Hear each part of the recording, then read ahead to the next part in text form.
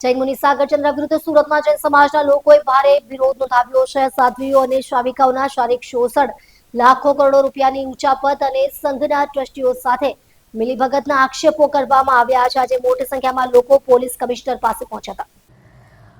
વધુમાં સમાજના લોકોએ આક્ષેપ કર્યો હતો કે છેલ્લા અનેક વર્ષોથી મુનિ સાગરચંદ્ર દ્વારા આ પ્રકારના કૃત્યો કરવામાં આવતા હોવા છતાં જૈન સંઘના શ્રેષ્ઠ દ્વારા કોઈ નક્કર પગલાં લેવામાં આવ્યા નથી। મુનિ સામે અનેક ફરિયાદો થઈ હોવા છતાં પણ કાર્યવાહી ન થઈ હોવાનો પણ આરોપ લગાવવામાં આવ્યો છે। વધુમાં જણાવ્યું હતું કે જૈન મુનિ સાગરચંદ્ર સાથે જૈન સંઘના અનેક ટ્રસ્ટીઓની મિલીભગત છે। આ ઉપરાંત તેમની સાથે રાજતિલક, કલ્યાણ સાગર, હાર્દિક રત્ન, ધર્મકીર્તિ સહિતના અનેક પાખંડી મુનિઓ પણ જોડાયેલા હોવાના આક્ષેપો કરવામાં આવ્યા છે। વિરોધ કરતા તેમણે માંગણી કરી છે કે સાગરચંદ્ર સહિત આ તમામને સંપ્રદાયમાંથી બહાર કરવામાં આવ્યા। ઉપરાંત જૈન મુનિ સાગરચંદ્ર દ્વારા સંઘના લાખો કરોડો રૂપિયાની ઉચાપત કરવામાં આવી હોવાનો પણ ગંભીર આક્ષેપ કરવામાં આવ્યો છે। વિરોધ કરતા માંગણી કરી છે કે સાગરચંદ્રની ઉપાશ્રયમાંથી બહાર લાવી તેમને કપડાં પહેરાવવામાં આવે। નોંધનીય છે કે જૈન સમાજ સર્વોચ્ચ સંસ્થા તપાગચ્છીય પ્રવર સમિતિ દ્વારા મુનિ સાગરચંદ્રને સંઘમાંથી બહાર કરવામાં આવ્યા હોવાનું જણાવાયું છે। જોકે વિરોધ કરનારાઓનો દાવો છે કે તેમના પર લાદવામાં આવેલા પ્રતિબંધો છતાં તેઓ દરેક સંઘમાં સક્રિય હોવાનું જણાય છે। હાલમાં આગમો દ્વારક જૈન સંઘમાં મુનિ સાગરચંદ્ર રોકાયા હતા ત્યાં વિરોધ કરવા ગયેલા લોકો સાથે ટ્રસ્ટીઓ દ્વારા ગેરવર્તન કરવામાં આવ્યું હોવાનો પણ આક્ષેપ કરવામાં આવ્યો છે। મુનિ સાગરચંદ્ર આગામો દ્વારક સંઘમાં આવતા જ અનેક ટ્રસ્ટીઓએ રાજીનામા આપ્યા હોવાનું પણ સામે આવ્યું છે।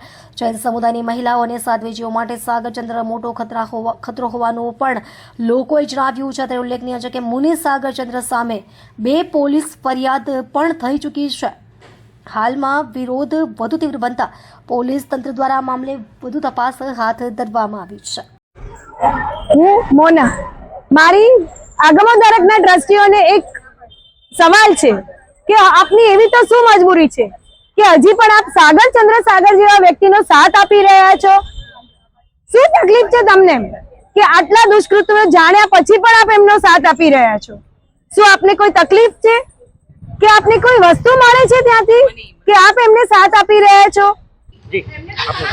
અમે એટલે પ્રોટેસ્ટ કરવા આવ્યા છે કારણ કે જ્યાં સાગર મારા સાહેબે આ બધા દુષ્કાર્ય કર્યા છે એ માન્ય જ નથી। ફર્સ્ટ ઓફ ઓલ એક્સેપ્ટેબલ જ નથી। આજનું જનરેશન, આજની બધી મહિલાઓ, અમે જે બધી યુનિટી કરીને હમણાં આવી છે પ્રોટેસ્ટ કરવા માટે, એ એટલે જ પ્રોટેસ્ટ કરવા માગે છે કે અમારી ખૂબ માંગણી છે સરકાર પાસેથી કે આ મારા સાહેબનું જે બી થાય ઇન્વેસ્ટિગેશન કરો, કંઈ બી કરો, એ તમે કરો, સ્ટ્રિક્ટ એક્શન લો કે કાલે સવારના ઉઠીને અમારું જે જૈન છે આખું એ વગોવાય નહીં। બીજી વસ્તુ એ કે કાલે જે જનરેશન અમારું જે હવેનું ન્યૂ જનરેશન છે એ કાલે સવારના ઉઠીને જૈન શાસનના ઓપોઝિશનમાં ના હોય કે એના મતલબ એક્સેપ્ટ ના કરે કે એવું ના કરે। તો અમને આ માંગણી છે કે કેમ બી કરીને આનો નિર્ણય લાવો।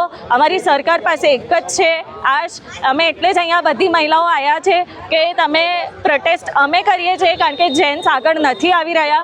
અમે એટલે જ આ હાથમાં લીધું છે કે કેમ બી કરીને આનો અમને નિર્ણય મળે જ। એટલે સરકાર દ્વારા આ જ અમારી માંગણી છે કે કાલે સવારના ઉઠીને અમારું જે આગળનું જનરેશન છે એને જૈન શાસન પ્રત્યે વિરોધ ના કરે, એને જે ટ્રસ્ટ છે એ તૂટે નહીં। એટલે અમે અહીંયા આવ્યા છે કે કાલે સવારના ઉઠીને બીજી બધી છોકરીઓ સાથે આ વસ્તુ ના થાય, એટલે અમે અહીંયા આવ્યા છે કે અમારી સેફટી શું। અને આજે જૈન શાસન જે અમારા સાધુ ભગવંતોએ દીક્ષા લીધી છે 5 મહાવ્રત ધારીને, અને એનું આ પાલન નથી કરી રહ્યા। એટલે અમારી માંગણી એ જ છે કે તમે ઇન્વેસ્ટિગેશન કરો।